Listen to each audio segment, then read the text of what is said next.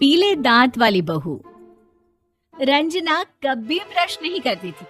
उसे कितनी बार उसके माँ बाप ने डांटा, लेकिन उसका कोई असर उस पर होता ही नहीं था, जिस कारण से उसके दांत पीले पीले हो जाते हैं। शादी के बाद। अरे बहू, वैसे तो तुझ में कोई कमी नहीं है, पर तेरे दांत दांत इतने पीले कैसे हैं बेटा? कैसे मतलब? कोई सर्जरी थोड़ी ना कराइए। वो तो क्या नाम, मैं ब्रश नहीं करती थी तो पीले हो गए। क्या करूं? आप कहे तो लाल करवा लूं या फिर काले? यार, ये क्या है? क्यों माँ से लड़ रही हो? लड़ रही हूँ? अरे मैं लड़ रही हूँ या ये बोल रही है कि दांत पीले हैं, पीले। अरे तपस्या थोड़ी ना की है इन्हें पीले करने के लिए। बकायदा ब्रश नहीं किया है 20 साल तक, तब जाकर। छी, कैसी बात कर रही हो? ये उस वक्त तो पीले नहीं थे जब हम लोग तुम्हें देखने आए थे। अरे तब साफ करवा लिया होगा डेंटिस्ट के पास जाकर। अब देखो कैसे पीले पीले लग रहे हैं। रंजना सास की तरफ गुस्से से देखती है। फिर शुरू हो गई पीले पीले पीले। अरे पीले तो तब भी थे जब मेरे हाथ का रसगुल्ला उड़ा उड़ा कर खा रही थी और बोल रही थी, लड़की नहीं गुणों का खजाना दे रहे भाई साहब आप। खैर, अब वो लोग करते भी तो क्या करते, पीले दांत वाली बहू पल्ले पड़ी थी तो झेलना तो था ही।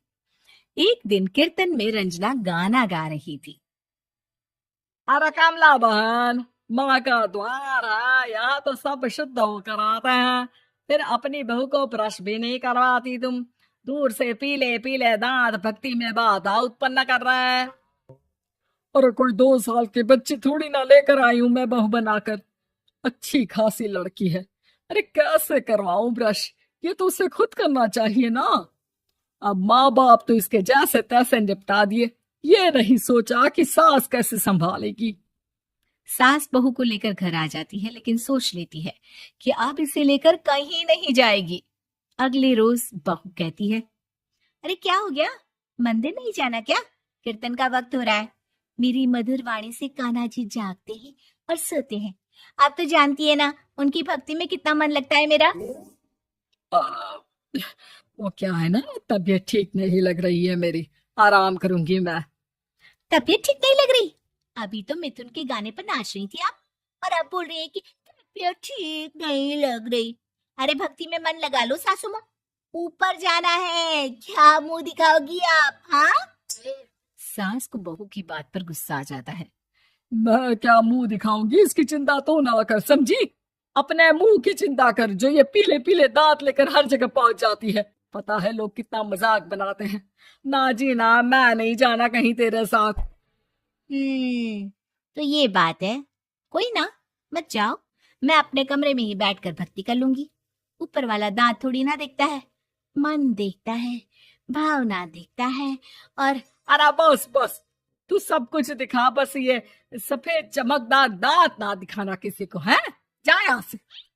बहू को सास की बात का कोई फर्क नहीं पड़ता।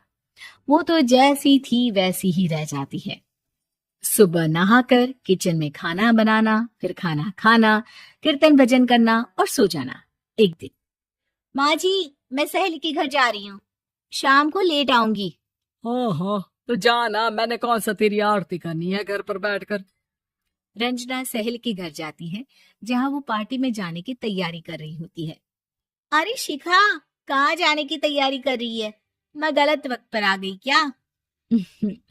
अरे नहीं यार, उल्टा सही वक्त पर आई है। मैंने ये साड़ी और ज्वेलरी निकाली है यार, शाम को इनके ऑफिस की एक पार्टी में जाना है। बताना कैसा लग रहा है ये सब। नहीं यार, इस ड्रेस के साथ तो वो वाली ज्वेलरी अच्छी लगेगी। हाँ हाँ, सही बोल रही है, मैंने ध्यान ही नहीं दिया। वैसे तो हमेशा से मस्त फैशन सेंस रखती है। तो बड़ा जाती होगी ना पति के साथ पार्टी में।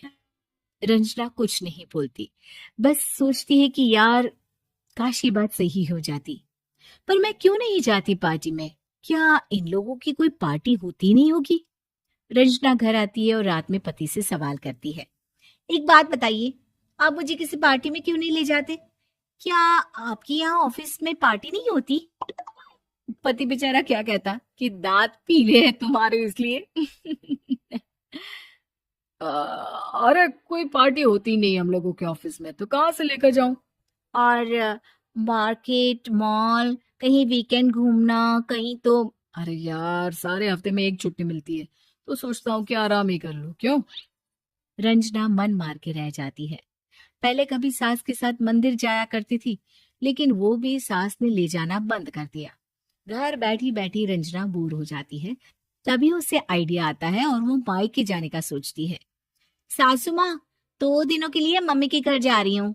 अच्छा अच्छा, ठीक है, आराम से जा। और हाँ, माँ से कुछ अच्छी आदत सीख कर आना कि कैसे शरीर के हर भाग की तरह दांतों की सफाई भी जरूरी होती है, समझी? शुरू हो गई ना आप। वो लोग आपकी तरह नहीं है कि छोटी छोटी बात का बतंगड़ बना दे। उन लोगों के लिए मैं मायने रखती हूँ, ना कि मेरे पीले पीले दांत। रंजना माँ को बिना बताए उन लोगों को सरप्राइज देती है, लेकिन जैसे ही वो दरवाजे पर पहुंचती है, अंदर देखती है कि घर वाले कहीं जा रहे होते हैं। अब माँ, काश रंजना दीदी के दांतों वाली प्रॉब्लम नहीं होती, तो वो भी हम लोगों के साथ चलती ना बुआ जी की बेटी की शादी में। हाँ बेटा, लेकिन अब उसे कौन समझाए कि उसको उसके पीले दांत नहीं दिखते, लेकिन उसके आसपास के लोगों को कितना एम्बेरेसिंग फील कराते हैं। मुझे तो कितनी बार उसके स्कूल की टीचर ने शिकायत की कि उसके साथ कोई लड़की बैठना भी नहीं चाहती, और ना ही कॉलेज में कोई उससे बात करना चाहता था। लेकिन पता नहीं क्यों उसे ये बात समझ में ही नहीं आती। कोई कमी नहीं है उस लड़की में, बस यही कि दांत पीले हैं। वो तो भला हो जीजा जी और उनकी माँ का, जो दीदी को जैसी है वैसे ही रखा हुआ है। रंजना को अपने घर वालों की बात सुनकर बहुत दुख होता है। वो सोचती है कि वो क्या करे, लेकिन फिर वो सीधा डेंटिस्ट के पास जाती है, अपने दांत चमकाती है और कसम खाती है कि वो रोज ब्रश करेगी। अरे क्या हो गया? तुम तो 2 दिनों के लिए गई थी ना।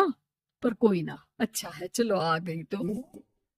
रंजना सास के सामने आकर खड़ी हो जाती है और पूरी स्माइल करती है, उसके चमकदार दांतों को दिखाती हुई। है? चले मंदिर? माँ, मुझे माफ कर दीजिए, मैंने आप लोगों को बहुत एम्बेरसिंग फील करवाया। मैं आज से रोज ब्रश करूंगी।